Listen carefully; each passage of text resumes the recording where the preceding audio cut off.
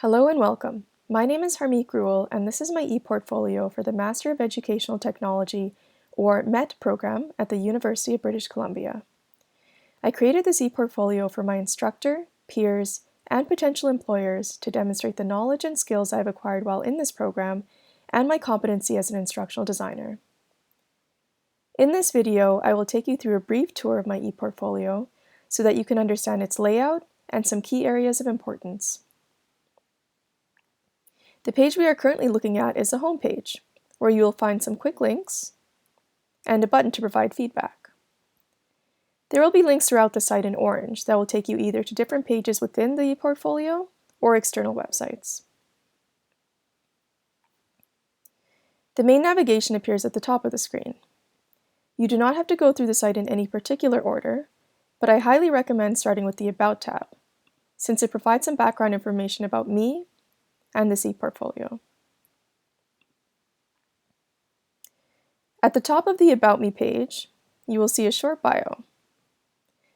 This is followed by my philosophy of instructional design and my instructional design approach, which has been greatly influenced by different models and learning theories. Constructivism and Baviskar, Hartle, and Whitney's 4 essential criteria for constructivist teaching have been especially influential.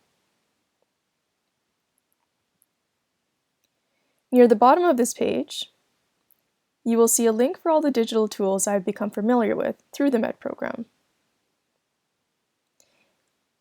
and a statement on my future goals and areas within education that I would like to continue exploring.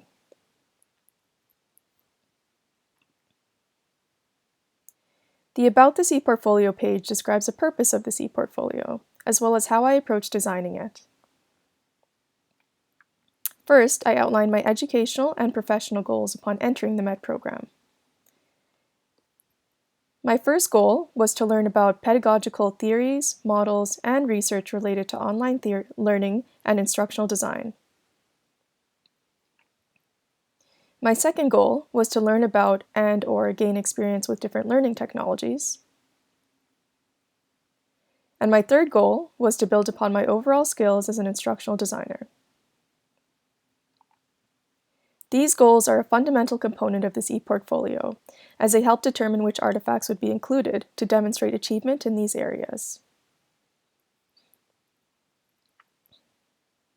I decided to use the International Board of Standards for Training, Performance, and Instruction's Instructional Designer Competencies to develop the overall structure of my ePortfolio.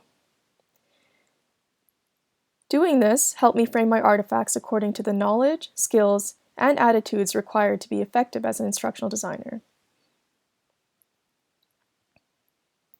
These competencies are divided into the following 5 domains: professional foundations, planning and analysis, design and development, evaluation and implementation, and management. If you look at the navigation menu, you can see how I applied these domains to the overall structure and design of my ePortfolio.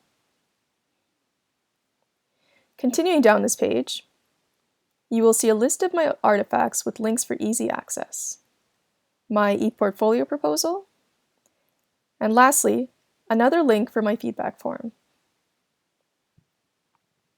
You can access the navigation bar without having to scroll back to the top of the page, but if you would like to go back to the top, you can click on this arrow on the right-hand side of your screen. The next tab is for my resume, which also contains a downloadable PDF version at the bottom of the page.